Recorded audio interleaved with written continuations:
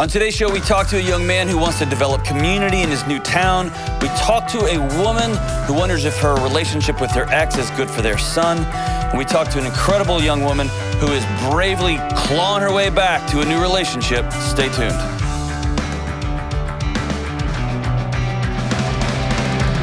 What up, what up? This is John with the Dr. John Delony Show. A show about you, your mental health, your relationships, your marriages, your parenting, idiots that you work with, your friends. I don't know, whatever's going on. Zach, Sarah, it's good to see everybody. Kelly, Jameith, one of the hiding engineers back there. It's good to see everybody. We're back in town today after a long, wild weekend, and I guess it's been a whole week. I don't even know what day it is anymore. But I'm glad to have everybody. Hey, James, Kelly, I have a quick question.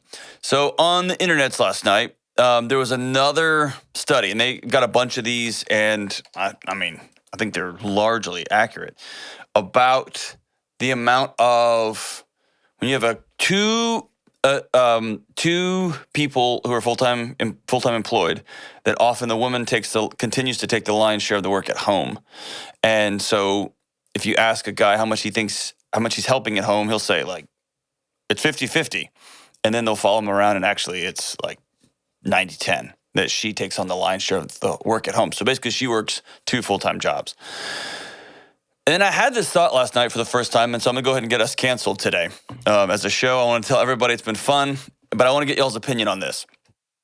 So how much of the work that goes on domestically, and I can see, Kelly, the lasers are starting to form as like an old robot.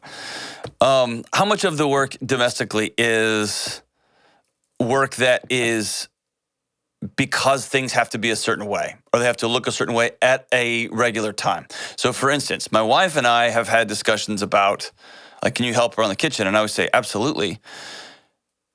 But a lot of that has to do with the fact that the kitchen has to be done every single day in a certain way. And so when there's X amount of work done in the house, if we were to measure it out to be 90-10, I'm thinking we do the dishes a lot, 7 times a week, versus let's do them 3 times a week, and then it would be more 50-50. Does that make sense?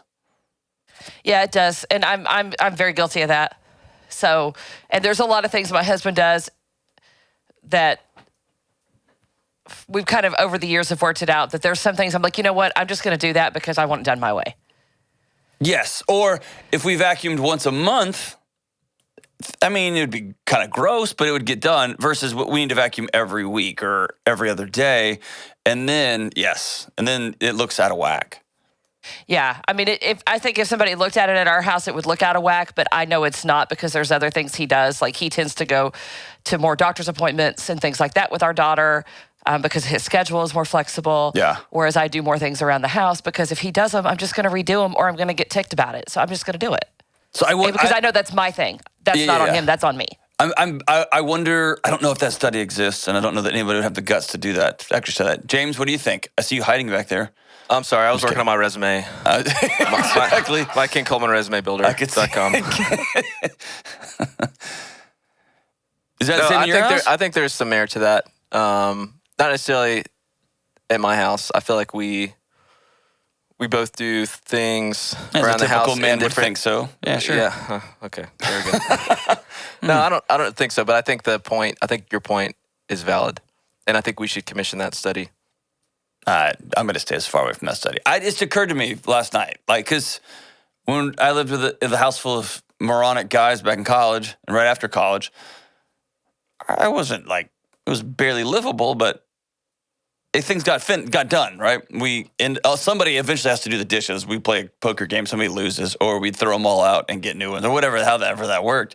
Somebody finally has to mow the yard when the neighborhood association calls or something. I don't know. I'm wondering. So here's what I want you to do, everybody listening to the show. If you're a man listening to the show, I want you to go home and be like, we're 50-50, right? I want you just to lead with that. And if you're a woman watching this show, I want you to go home and, I don't know, hit your husband or something like that. Does that sound good? Don't hit. No hit. I've gotten in trouble for that. Don't hit anybody. Go home and I don't know. I don't know how to get out of this now. Now we're stuck. Write poems. Write poems. All right, let's go to Alan in Austin. Is that a good way to get out of here? Let's go to Alan. What's up, Alan? How are you? I'm, all things considered, doing pretty well. How about you, Dr. Delony? We are having a party. What's up, man? How are you? Doing all right. The big question that I had for you today is you've mentioned it a lot on your show about the importance of community. Yes. And how important that is for like mental well-being, but also especially when you're going through trials and tribulations. So my question is, how do you go about building a community from scratch when you've never actually done that before? Oh, that's a good question. So are you moving somewhere or how old are you? I'm in my late 20s. Late 20s? And yeah, I'm actually heading out to a new city here in a few months. Okay. And so walk me through the communities you've had in the past or lack of. You've just never had a gang? Not really. I mean, I've had individual friendships that have been very supportive and very close. Mm-hmm.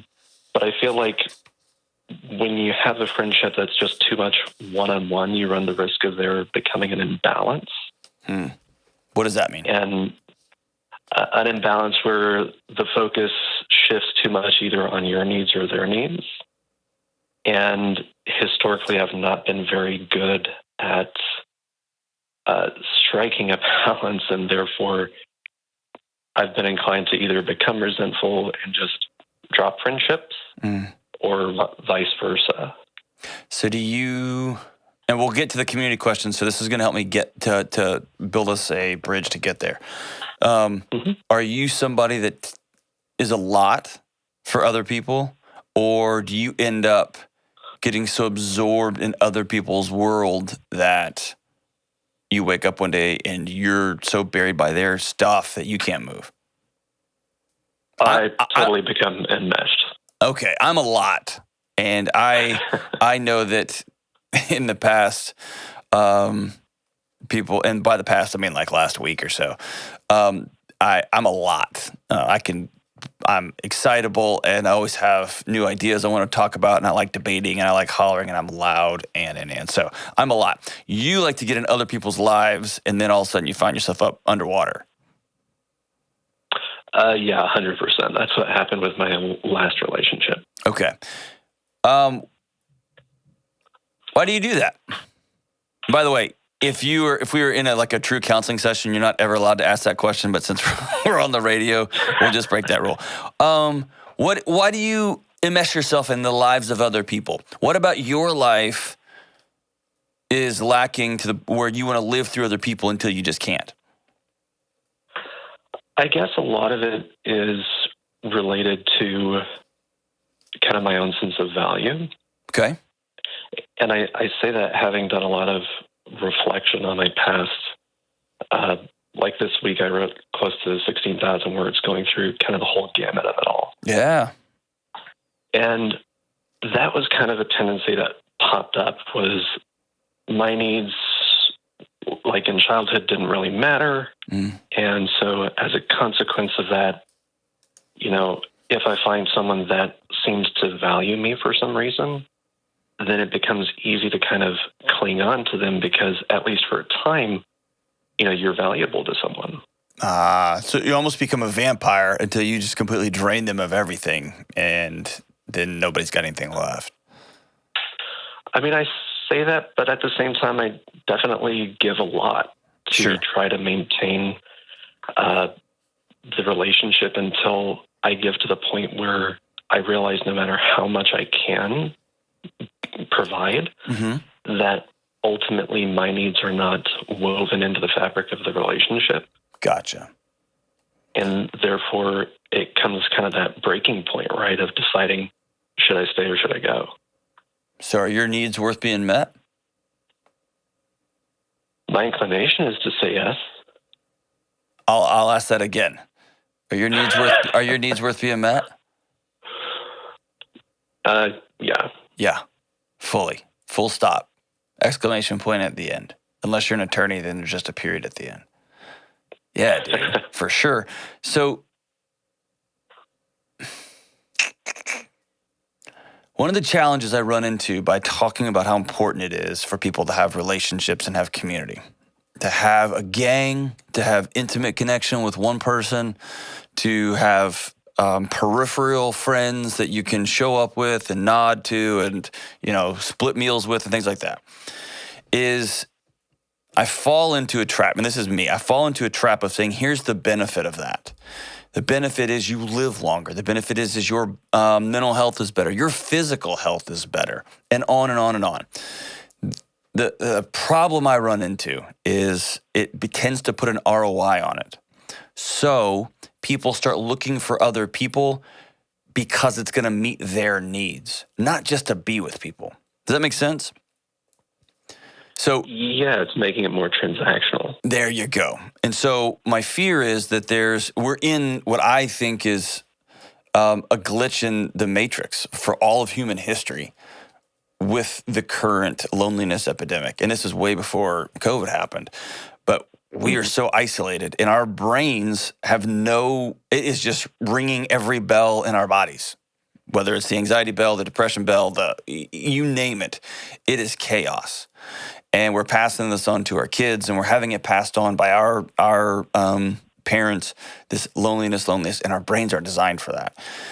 The challenge is when I tell, millions of people, hey, you need to have some relationships because of these reasons, then it's kind of like, it's like networking, or it is, I need to get my oil changed so my car won't stop. And so I think that the challenge for you is twofold. Number one, you're going to have to let go of the lie that was told to you either affirmatively or just through neglect. Nobody told you anything, that your needs aren't worth being met. They absolutely are. So that's lie number one, or that's thing number one. You're going to have to accept it. And what this means is you've been carrying stuff around for almost 30 years. You're going to have to decide my needs are worth being met. And the challenge for you, man, is it kind of feels easier to go through life like, not speaking up for yourself, not being disappointed in other people, not being disappointed in yourself. It's easier just to kind of float around. And so when you wrote in those 16 pages, what are some needs you came up with that you need? It's funny. I talked about how all of my needs either weren't met, but I didn't necessarily get to the point of identifying what I actually need. I think if I'm just going off the top of my head, I would say acceptance. Mm-hmm. In terms, I tend to be a smart aleck, as my grandma used to call me. You should probably apply for a job here. You'd be great on our team. Yes. I'm keeping an eye on it, maybe. But like being accepted for my ridiculous commentary on just random things. Again. But yes, you should probably join our team, yeah. But I do that for a living, by the way, Alan. I make a living with ridiculous commentary, so there's a place for you. Yes. Well, I'd say you're living the dream then. Yes, I'm until today's show, which this probably is going to put an end to us. Here's the thing. I want you to write down and be really explicit about what your needs are. And what you're going to find is it's going to distill down into two things. That you are fully known, that you can be honest about the things that make you laugh, the things that make you upset in the world, the things that make you feel wanted, the things that make you feel excluded. And all those things are going to matter, and you're going to want to have all those things and still be loved, still be known. My guys, my buddies in my life who I've been with for years, decades and decades and decades, will roll their eyes. That's Delony. That's Delony. Oh, look, Delony fell asleep again in the middle of the fights. Delony fell asleep again in the middle of dinner. Delony fill in the blank, right? They know me, and then they still love me. That's the big one, number one.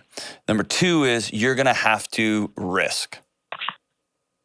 And I get the sense, just your cadence, you don't like risk. Are you risk avoidant? I tend to be. I work in finances, so There you go. There you go. in that camp, I'm all about mitigation. Yes. And so here's the thing. As you go to a new community, here's a couple of things I will recommend for you. So I'm going to back out. Number one, I want you to be super clear about your needs. What do you need as you navigate the world? I need people to hold me accountable. I need people who will laugh, love laughing. I love people who will be graceful on the margins with me, because I tend to be a lot, but I also hit the guardrails sometimes, or I'm 10 minutes late here, 5 minutes late there, or whatever the thing is. So know what your needs are, and then decide, I'm going to start speaking up on them. I'm going to start being heard. I'm not going to go through my life keeping secrets from everybody around me. And that's going to keep you from drowning people, because you hang on, and that person can't tread water for two people. And then the second thing is you're going to have to risk. So here's a couple of things as you head out. Number one, you're going to have to go first.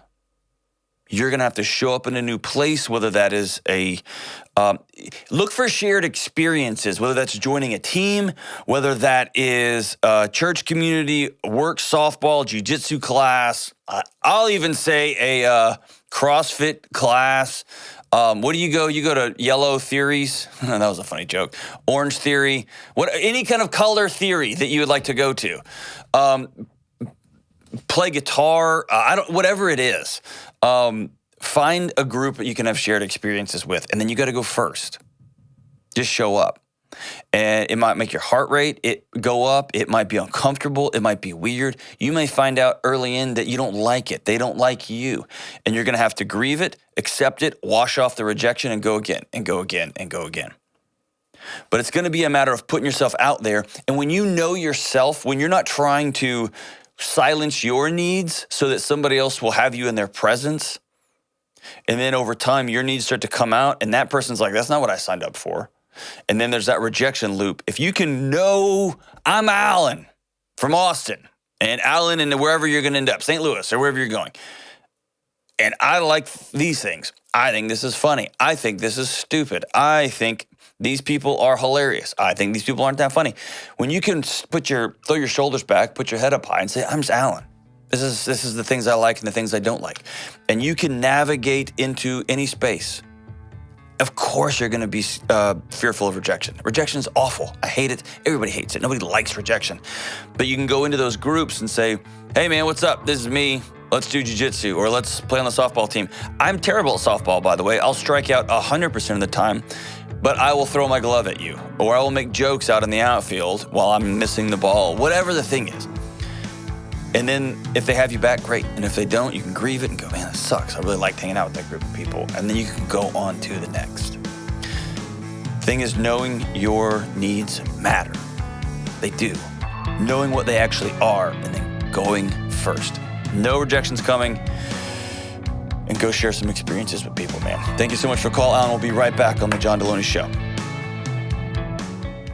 Hey, good folks and friends and listeners to the Dr. John Delony Show. The world is bonkers, right? We all know this. And one of the most common questions I get is, how do I find a counselor in the chaos? I've reached out and there's a 6-month waiting list, or I can't afford it, or they only take insurance, or I can't get off work in time to go see somebody and it's way across town. What do I do? Because I want help with my anxiety, my depression, my relationships are hanging on by a thread. I want to be a better mom. I got to process this trauma that happened to me when I was a kid. Where do I find a counselor? So I partnered with BetterHelp, because BetterHelp is customized online therapy that offers video, phone, even live chat sessions, so you don't even have to look at your therapist when you're talking to them if you don't want to. I've taken away all your excuses, and it's more affordable than in-person therapy. And these are real licensed therapists. If you reach out to them, you will be talking to somebody within 48 hours. Dr. John Delony Show listeners get 10% off their first month at betterhelp.com/Delony. Please reach out if you need help. That's betterhelp.com/Delony.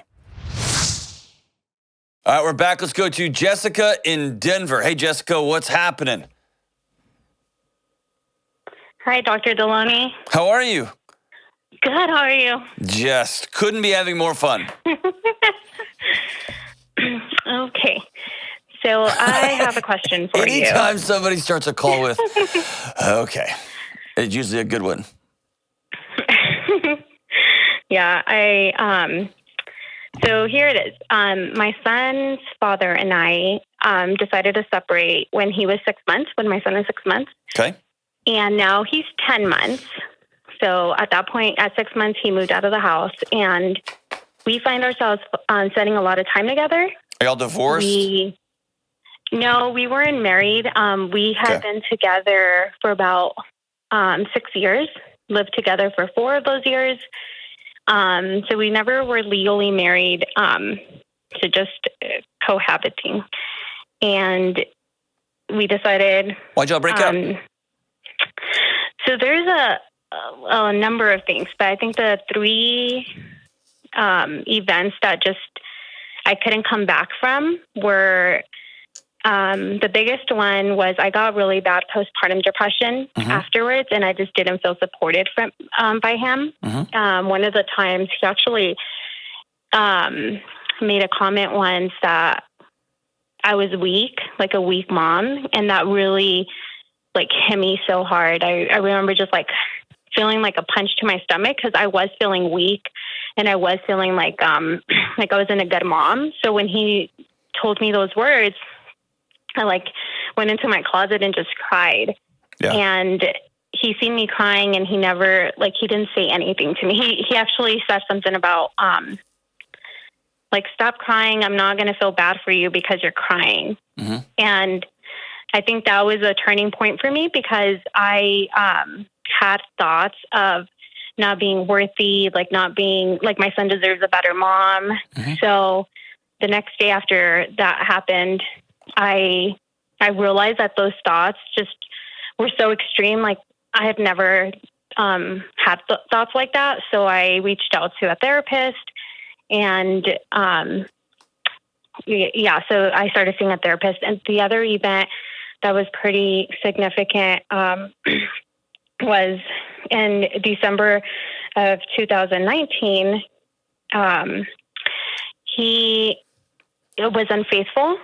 He was going to get some massages at a massage parlor place, and I found out about those. And so just there was no trust either. I got a massage yesterday. Are you talking about No, but these were happy ending massages. Okay. They were sexualized massages. Okay. Yeah. Okay. And he told me about him, and so there was no trust. And then I think the last thing that I can say that really just we tried everything to be together was couples therapy. So I have started my own individual therapy. He started his individual therapy, and we seeked out a really good couples therapist. And we had been going to some sessions, and in one of those sessions, he decided to just walk out. He was so upset, and he walked out of the session. Yeah. And I thought he went to go get a breather, but when I looked, we were at home doing on a video call, but when I looked out the window, he had actually left. Yeah. And to me, that was so rejecting. So after that, I told him, I'm still willing to do couples therapy, but you have to schedule the next one. And he just never did. So we were both just full of resentment and couldn't stand each other anymore. He had been sleeping on the couch for over a month and a half before we separated. Okay. And we talked and both came to the decision that it just was not working for us, that we could not be living together anymore. Yeah. So here you're here now. You got a 10-month-old. Yeah. And yes. I'm going to make a guess. And so I'm going to make a guess. No, y'all aren't broken up, but you're broken up. No, we really are. We've actually discussed not getting back together anymore. Okay. We both decided that. And so recently he invited us to California with him. And I really want to go. I was excited, and I mentioned it to my mom, and she actually said, she made a comment about how I am setting a bad example for my son, that I'm teaching him what relationships are like in a wrong way because we're not together and we don't plan on being back together, and that I'm pretty much going to scar him. So my question to you was, am I setting a bad example for my son? Like, should I not be spending as much time with his son, being that we don't plan on getting back together? I don't believe you that you're not planning on getting back together. That's just me. Have y'all, okay, so y'all broke up 4 months ago, I guess, 5 months ago, is that right? Yes. Yeah. Have y'all slept together in that 5 months? Yes. Have y'all gone to But we dinner? haven't in the past, like, 3 months, 2 months. Okay, great. Congratulations. Have y'all gone to dinner or coffee? Or when he comes to see his child, do you just go to? Yeah. Yeah. I don't believe you, is what I'm saying. That's not a bad thing. I still am your friend, and I would still hang out too. I just don't believe you.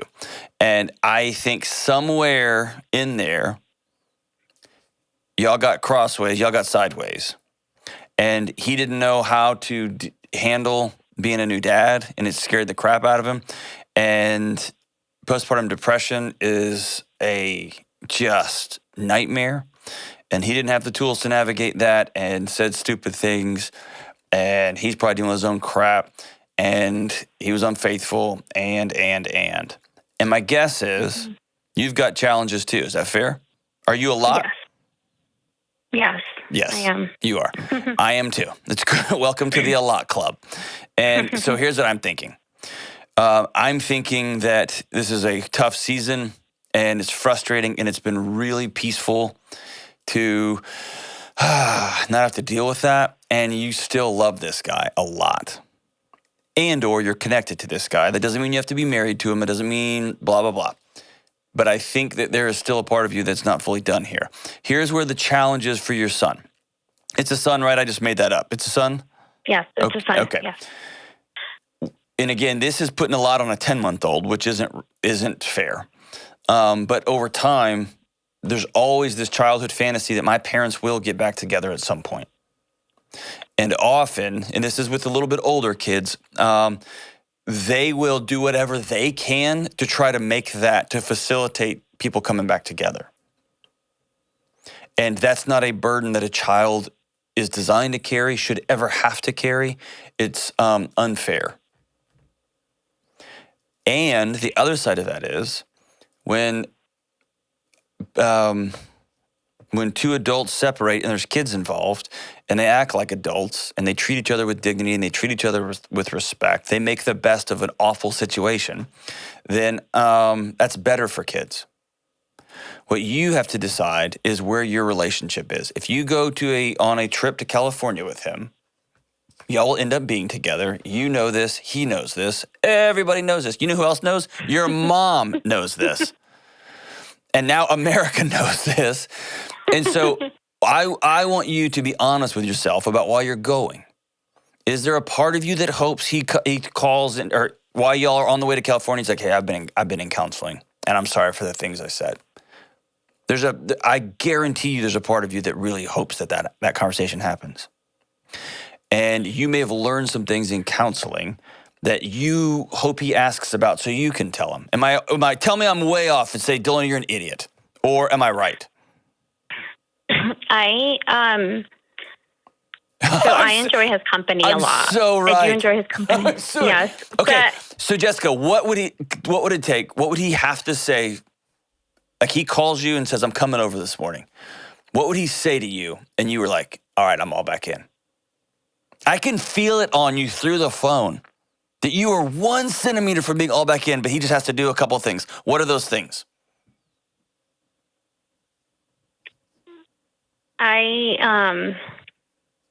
No, I just don't think that it would work out. I mean, it's just the type of person that he is. I know all that. And that's awesome. What would he have to say for you to be like, all right, I'm back?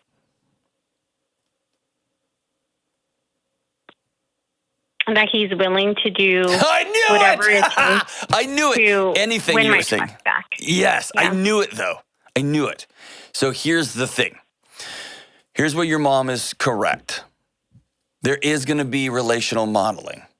And if your son learns that there will always be, that women will hang on and hang on and hang on and hang on, and dad can leave and do whatever dad wants to do, and then swoop back in, then swoop back out, and mom is going to continue to hang on and hang on and hang on, you are correct. There will be a modeling that's going on about this is how relationships work. Your son is not going to listen to you as much as he's going to watch you. He's not going to listen to dad as much as he watches dad. The other side of that is, I think that your relationship is still salvageable, as crazy as that sounds. I don't know him. I'd have to talk to him. And he's obviously working through some demons. He's got some stuff that he's got to navigate. But I don't think the whole thing's over. I do think while you are in limbo land, it is not smart for you to treat him like a boyfriend. Okay. And here's the other thing. Can I say something scary? Because you've been through a lot. Yeah. I don't think you are broken or weak or dysfunctional or not a strong, powerful single mom. If you sit down and exhale and drop your shoulders and say, holy smokes, I still love this guy. And he did all these things and I still have feelings for him. I don't think any of that stuff is bad or wrong. But I think you've got to make peace with, I am not going to be with him, therefore I'm not going to be in communication with him. I'm not going to go on dates with him. I'm not going to sleep with him. I'm not going to fill in the blank with him. I have to move on with my life. We will be connected forever because we share a child and we're going to be adults. But there is going to come a day that he calls and says, hey, me and my girlfriend are coming over to pick up our son. And that's going to be one of those moments where you can't breathe. And so I think it's about being honest with where you actually are. It sounds like y'all are on a break. The way you describe him, the things he did. Yes, he was a scumbag. Yes, he said stupid stuff. Yes, he was unfaithful. Absolutely. But you still have feelings for him in a major way. And you either need to cut ties and move on, or you need to sit down with him and be honest about, I'm still here. I'm still in this thing. It's the limbo land that's killing you. And so here's the second thing your mom was right about, but in not the right, not a normal way. What's going to be really tough for your son is the absorption of chaos, of your anxiety, your frustration relationally, your pain. And if you're not whole and well and doing the things, and you're in counseling, you are working hard, I'm so proud of you. It's incredible. So proud of you. But if you are playing ping pong with your heart, with his dad, that's what your son will absorb. Does that make sense? Yeah, that makes sense. And so I want you to have some hard conversations with your own heart and with yourself and truly mind yourself. If you still got your therapist, do it with them. If you have full trust with him. Why do you think I'm going to finish my sentence here and then you've got to be honest with yourself about the status of this relationship because it feels like there's a ... after this last breakup. Why do you think he invited you to California? He tells me that he wants to spend time with our son more. And you don't believe him? Well, you don't believe him. Why do you think he invited you? I don't care what he said. Why do you think he invited you? I think so that we can act like a family, be together. You can play family. And it's super cool to play family. Is it going to his family? Going to visit friends or family of his? No, just going to San Diego. Just vacation, huh? Yeah, it's so fun to play family. And then he can come back to Denver and you go back to doing all of the work night and day and he can live his life. And then when he wants to play family, then he gets to. Yeah. And that's not fair for you and that's not fair for that baby. And it's not fair for him. Yeah, you're right. Is that fair? I know I sound like your mom, and that just got weird for everybody, right? That's exactly what she told me. So she's really going to enjoy listening to this call. No! Jessica, let me tell you this. You're worth your needs being met. You're worth getting to the bottom of why you're hard in relationships. And I love that you've been reflective enough to deal with that. I've had to deal with it too. Yeah. I love that you love your baby and you want him around his dad. I hope you never, ever lose that. Yeah. And I love the fact that you still love. I really do. But you're going to have to make some hard decisions about what the end of a relationship means for real. Or if you want to sit down and be vulnerable and say, hey, you've hurt me in really bad ways, and I still love you. And if you will X, Y, and Z, I'm still willing to be all in. Or not. But you've got to put some periods at the end of some sentences so you can start writing new ones for you and your son. Yeah. So because I did make a comment about us being in limbo once, and he said, you're in limbo. I know what I want. And was it you? And I feel like I'm the one that's in limbo. Like, I don't know. Yeah, you do know. If I can trust him. Yeah. Oh, he said he wants you? Yeah, he said you're the one that's in limbo. But when we've talked in the past, when I've told him, well, these are my needs, this is what I need from you. Yep. He's not willing to do them. He's like, that's too much. And I'm like, okay, well. Then he's answering your question for you. Yeah. Yeah. Then he's answering your question. I will tell you that infidelity's, no good, no bueno. That's easy. Mm-hmm. I know lots of people who've got up and walked out of counseling sessions before, and that doesn't mean they're evil people. That means their bodies say, I can't handle this right now. Yeah. And it could be stuff as far back as childhood. It could be stuff as far back as mom and dad. It could be all over the place. I know lots of people who do not handle postpartum well. Does that excuse it? No. It means they're uneducated, scared, terrified children who now have a child, right? Yeah. Does that excuse what they say? No. Does that make the pain any less? No. But I know people who find themselves relationally in situations where they are out of tools. And one time I actually offered one of your episodes to him. I said, hey, will you listen to this? He is giving advice to a husband who has a wife who has postpartum depression, because I think I have postpartum depression. And his response was, he said, really? Like, you don't think I'm doing enough for you already? And it just shattered me. Like, I had no words because tears just started flooding through. Because I'm like, it would have been a 15-minute clip that you could have listened to that explained exactly what I needed from him. You're correct.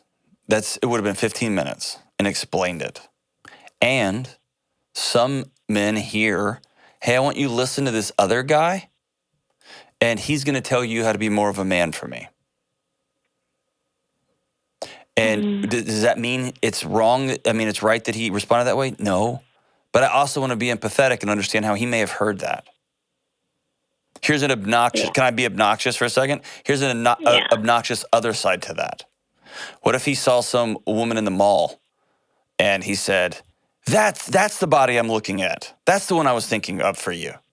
Go talk to her about how her workout and diet program is, right? And you'd be like, how about I drag you into the parking lot and run over you with the car, right? And so sometimes we hear things in ways that aren't really what you intend, but that's how they come across. And that depends on a million different things. Again, you run up with a bunch of tools. If he can't hear the episode, okay, that's great. I'm not for everybody. Maybe you write down on a piece of paper with bullet points, here's some things that I heard from a mental health guy that would really be helpful here. Or you take what I said and you write down bullet points and then you translate them to, here are some things that I need. Here's some different ways I can say what I need. And he's going to have to grow up and know that if somebody loves you, if the person you're in love with tells you, here's how you can best love me, it doesn't mean that you're an idiot. That's actually the greatest gift one person in an intimate relationship can give to the other, is to be explicit on here's my needs. And if somebody ever has the courage to tell you their needs and you take that personally, come on, man. Be better than that. Say, thank God. Now I don't have to try to read your mind anymore. And it's not a statement on you failed or you're a moron. It's just that your person you love told you, hey, actually, here's what I need. And by the way, those needs will change over the course of your relationship. Year 1, year 5, year 10, year 20, whatever. And it's, man, if you find somebody that will just tell you what they need, oh my gosh, it's so great. And I'll be honest, the times my wife has told me that, especially when I was younger, it crushed me. I thought, oh, what a loser I am, what a failure I am. And then my shame shot out and I started reacting like a child. I would be silent for 3 days or be grumpy or have an attitude problem because I was an immature idiot. And so, I don't think you're done. I don't. Do I think this relationship can work? If y'all both want it to, yes. Does it look great right now? No. I don't think it's smart to go play family in San Diego, though. I don't think that. I don't. I think y'all need to sit down and have a hard, direct conversation. And then you have to make some grown-up decisions. That's going to be hard. Thanks for calling, Jessica. Let us know in a couple of weeks, in a couple of months, how things are going. And we'll walk alongside with you this whole way. We'll be right back on the Dr. John Delony Show. The world has become more and more chaotic and uncertain and loud. And it seems that everyone has anxiety. I've been there and so have you. It's why I wrote this small, direct, and personal book called Redefining Anxiety. In this book, I discuss what anxiety is, what it's not, and how you can get back on the road of being whole and well. Listen. You are not broken, and I'm living proof that you can get your life back. I wrote this book so everyone could read it, not just science nerds like me and my friends, and I priced it at $10 so that everyone can afford it. This little book landed on the bestseller list and is now being purchased by the case and given away in counseling offices, universities, churches, and homes across the country. I don't care if you're a teenager or an executive or a 75-year-old grandmother, this book is for everyone. So go to johndelony.com and get your copy of Redefining Anxiety today. All right, let's go to Cassandra in Tacoma, Washington. Hey, Cassandra, what's happening? Hi, thank you for having me on your show. I really love it. Yes, that always makes me happy. Not a lot of people love it. Hey, so what's going on? How can I help? So I've had multiple failed romantic relationships resulting in 3 wonderful kids. They're 9 years apart, 21, 12, and 3. Dang, Gina, 21, 12, and 3?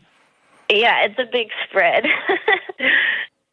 So there was a lot of trauma in my past, and so I know that I was picking emotionally abusive partners, and that I've done a lot of work to heal it, but like in the process, just kept repeating those kinds of relationships. Yeah. I feel like I've done a lot of work, put in the work to heal, and that I was ready for a healthy relationship. And so I started seeing someone a few months ago, but I was struggling with like not unloading on him about my past, but also like I knew I don't want to hide my past. I knew before I met him that I wanted to meet someone, and I had to be brave and vulnerable. Mm-hmm. And just, I feel like things came out slowly over the last couple of months in our conversations, and you know, he's been asking a lot of questions and just feeling like he needs time to process the information. And so I guess my question is, I was just feeling like needing advice on how I could have done it better and like what I can do moving forward. So are y'all? How I can show him that I'm serious. So how many times have you been married? 3. 3 times. Okay, so you've been married 3 times and you have 3 kids by 3 different ex-husbands. Is that right? Correct. Yeah. Okay. And how old are you? 42. 42. Okay, so you've been married 3 times. Your first kid when you were 21, and then, okay, very cool. And so here you find yourself, all 3 of these marriages dissolved for abuse reasons. Is that right?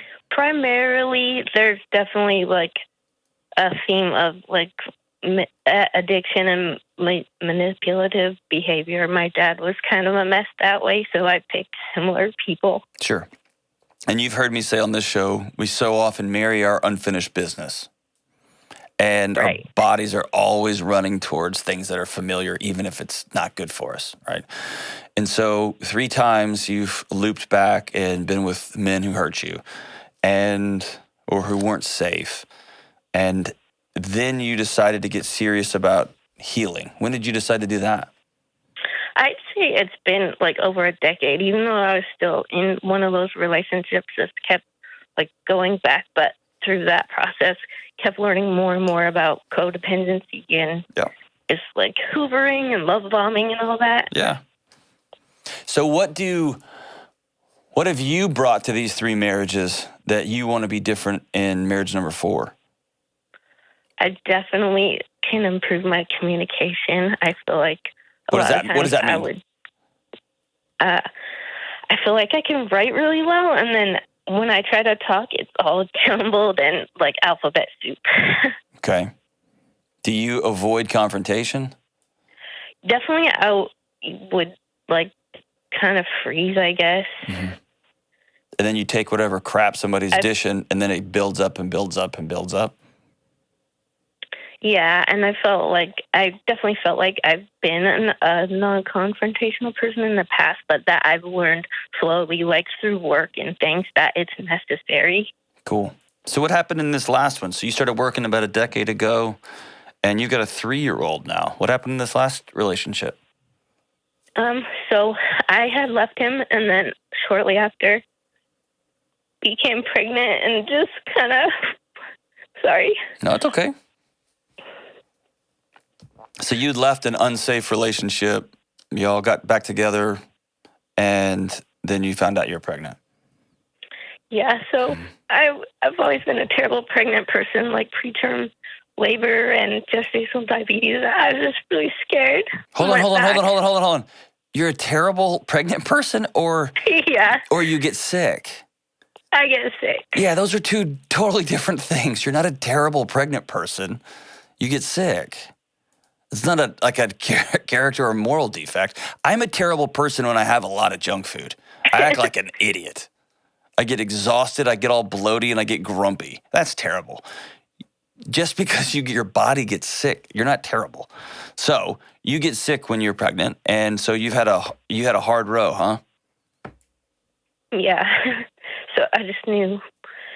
I just got scared, like wanted some kind of stability, and went back. Yeah. Are you safe now? Yeah. Okay. And so then 1 year, 2 years later, you met who you think's going to be husband number 4? The goal is I wouldn't say that I've like made a decision on that. I know I need to go slowly. Okay. And get to know someone. And so in the process of getting to know this person that you kind of fancy and you feel is the healthiest you've ever been, you started telling them about your past and the struggles you've had and the marriages you've had and the kids you've had. And he said, whoa. Is that right? Yeah. Tell me about that. It's just been quiet. Like, when I've had to say hard things, it'll be quiet, and he just explains, like, he needs to process. It feels very respectful, and that he's got a good head on his shoulders, and, like, I'm glad that he's being thoughtful about this. What would you like him to do?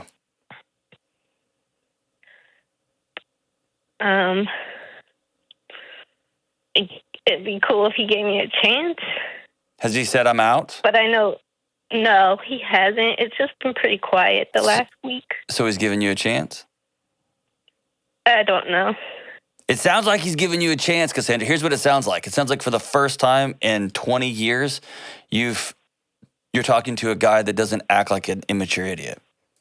Yeah, this definitely doesn't seem like a man baby. And this is going to sound nuts what I'm about to say.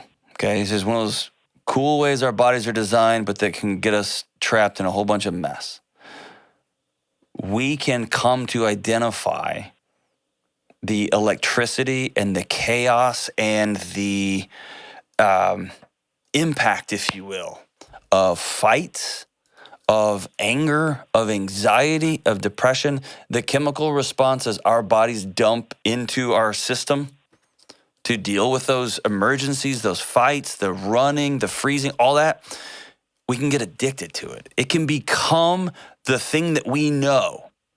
So you've been married 3 times, you've been in love 3 times, you've had kids, you've been through childbirth with 3 different men. And your body remembers what that chaos was like. And you know that chaos hurt you. You know that chaos wasn't good for your kid. It wasn't good for the stability of a relationship, but it signaled love to you. It signaled connection, however wacky that sounds. And now you've met a guy who is processing. And before he pops off at the mouth, he quietly says, I just need some time to process it. This is a lot. And I need a few days. Holy smokes. Did you know if every man on earth responded like that, everything would be better tomorrow, right? Yeah, it feels like if he didn't want to continue pursuing me, that I still feel really grateful for having met someone like him. Yes, and hey, I'll tell you, there's a bajillion of them out there. A whole bunch. Whole bunch. But here's what's happening in your heart. Because there's not an electric response, a loud response, a volatile response, an emotionally abusive response, lots of swear words and volume, there's a part of you, however dysfunctional this sounds, that is equating that to this relationship isn't as good. This one doesn't mean as much. This one's not going to end up in marriage or into a child or into whatever.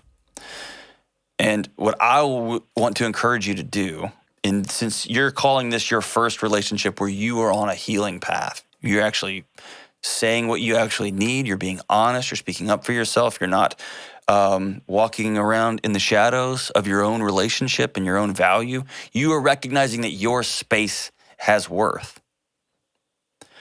Mm-hmm. That you're going to have to learn how to be in relationship with somebody who's emotionally mature. Yeah, I knew, like, from when I was 19, like Dr. Drew used to say, like, not to go for the person that gives you that spark. So I know, like, that's something that's always been in the back of my mind, and that healthy's going to feel weird. Yeah, it's going to feel different. Now, there is tons of sparks. There are forest fires in stability and safety. You just have to be intentional about them. Mm-hmm. They're control burns, right? Like farmers control burn their fields, and then sometimes lightning strikes and burns down the entire community. One of those is good, one of those is not. They both involve fire. Yeah. Okay, so here's the next part of risk, and I want to applaud you, Cassandra.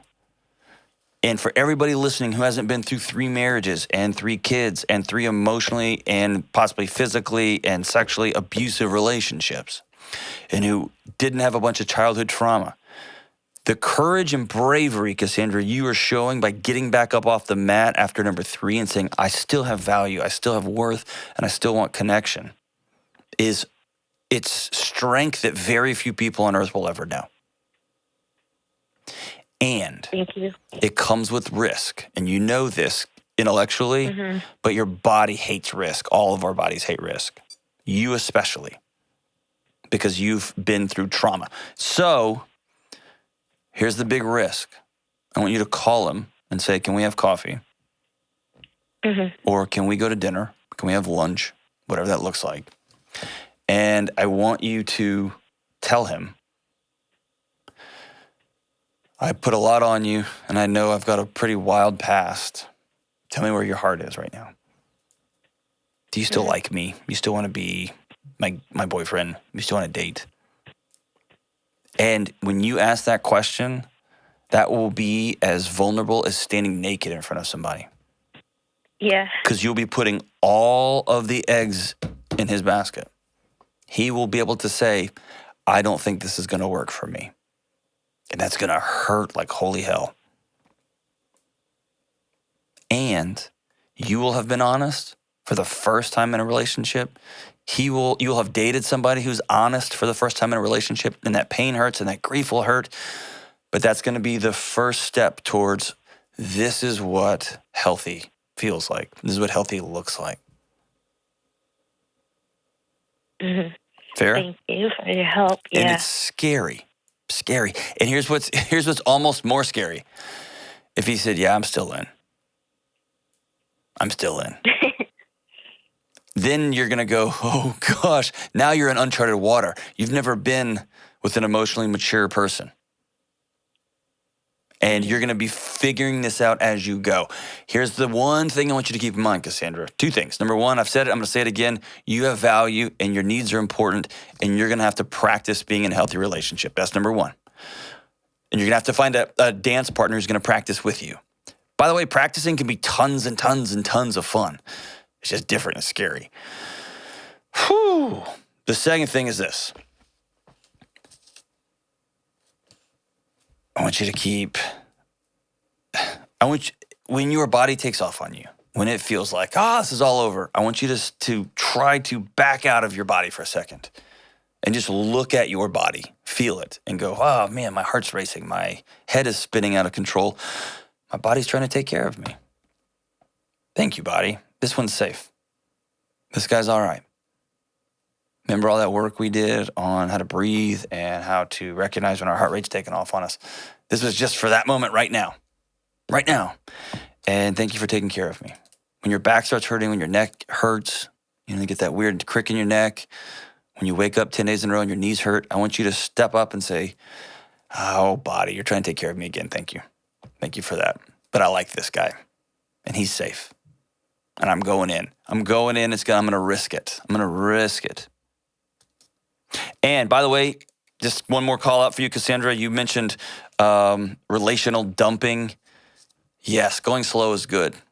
You've had a lot of heavy stuff in your past. Going slow is good. Not that your past isn't worthy of being fully heard. But yeah, there's a difference between going slow and walking through people and answering questions when they ask them, and then just backing a semi up to their front yard and just hitting the dump button and be like, this is me, and it all just dumps in their yard. That can be overwhelming. You are worthy of being loved, and you are worthy of being known. And yeah, you've had a wild ride. A lot of people have hurt you. You've been through a lot of mess, and slower is better. That's wise. Good for you, Cassandra.